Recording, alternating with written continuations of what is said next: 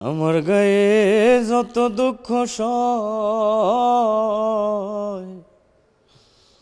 বন্ধু আরে করো তোমার মনে জাহালয় বন্ধু আরে করো তোমার মনে জাহালয়। সবাই আমাকে বলতো যে তুমি একদিন অনেক বড় শিল্পী হবে। আমাদের মিউজিক ইন্ডাস্ট্রিতে অনেক পলিটিক্স হয়, যারা পলিটিক্স করে তারা আমাকে ভালোবাসে না। ধরেন আমার 20 বছরের ক্যারিয়ার ভেতরে 2013 সালে আমি লন্ডনে যাই। তখন আমাদের দেশের পরিস্থিতি খুব একটা ভালো ছিল না, পেট্রোল বোমা জ্বালাও পোড়া অনেক ভয়াবহ অবস্থা ছিল। তো সেই সময় আমি লন্ডনে চলে যাই, গিয়ে আমি 1.5 বছরের মতো লন্ডনে ছিলাম। তো ওইখানে আমি 2টা অ্যালবামের কাজ করি এবং 70টার মতো স্টেজ শো করি। যে কারণে 1.5 বছর যদি বাংলাদেশের মিডিয়াতে টেলিভিশনে একটা সিঙ্গারকে না দেখা যায়, স্বাভাবিক অনেকে হয়তো বা মনে করেছিল যে মনে হয় সে গান বাজনা থেকে দূরে সরে গিয়েছে। আসলে বিষয়টা তা নয়, আমি গানের সাথেই ছিলাম। তাই 7-8 বছর হলো আমি দেশে এসেছি, এসে আমি কন্টিনিউ কাজ করতেছি। এই 8 বছরে মিনিমাম আমি 1000-এর মতো গান করছি।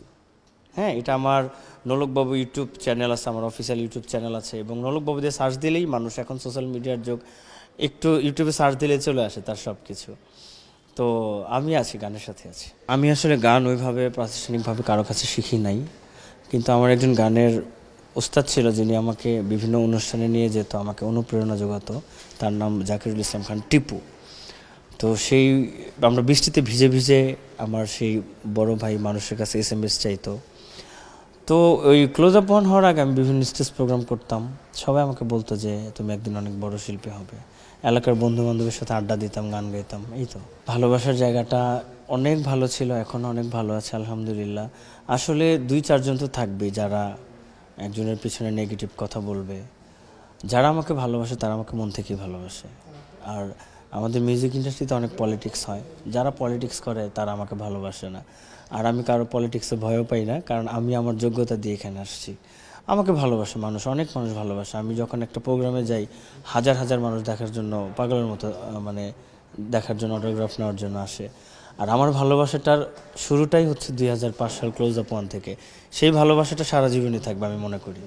আমি প্রতি মাসেই 4টা-5টা লাইভ করি, প্রতি মাসে 8-10টা রেকর্ডিং করি, সিজন টাইমে প্রতি মাসে 20-25টা শো করি। এটা ফেসবুকে ঢুকলেই মানুষ আপডেট পায়।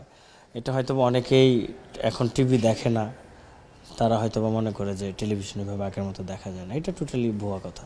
আমার পছন্দের শিল্পী তো বাংলাদেশের সুনামধন্য শিল্পী যারা আছে, বাংলাদেশের সব শিল্পী, মানে যারা উচ্ছৃঙ্খল গান করে, কিছু ক্যাটাগরি শিল্পী ছাড়া সব শিল্পী আমার পছন্দের, আমার ভালো লাগার, ভালোবাসার মানুষ। তারপরেও স্পেশাল যদি আমি কাউকে বলতে যাই, সেক্ষেত্রে আমাদের অনেক গুণীজনরা আছে যারা আমাদের পৃথিবী ছেড়ে চলে গেছে। বারি সিদ্দিকী স্যার আছে, আমাদের শবীর নন্দী স্যার আছে, এন্ড্রু কিশোর স্যার আছে, এরকম অনেক অসংখ্য গুণী শিল্পীরা আছে যারা আমাদের ছেড়ে চলে গেছে। তাদের আত্মার মাগফিরাত কামনা করি, আল্লাহ পাক তাদের জান্নাতবাসী করুক।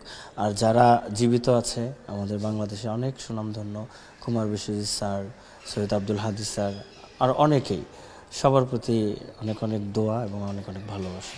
ঈদের দিনটি কেমন কাটে, যেহেতু সামনে ঈদের আমার স্পেশাল দিন হচ্ছে এবার ঈদটা। আমি এবার ঈদে আমার আহারে জীবন চলচ্চিত্রে ছবিটি আসছে, এখানে অভিনয় করেছে ফেরদৌস ভাই এবং পূর্ণিমা আপা, মিশা সওদাগর ভাই, আরও বাংলাদেশের লিজেন্ড যারা আছে সবাই। এটা কোভিড নিয়ে ছবিটা হয়েছে, আমি খুবই আশাবাদী ছবিটা মানুষ হলে গিয়ে দেখবে। এবং এই ছবির টাইটেল সং আহারে জীবন গানটি আমি গেয়েছি। ঈদ উপলক্ষে এটা আমার জন্য একটা চমক, এবং ঈদ উপলক্ষে আমি আমার প্রাণপ্রিয় দর্শকদেরকে অনেক অনেক শুভেচ্ছা, অনেক অনেক ভালোবাসা।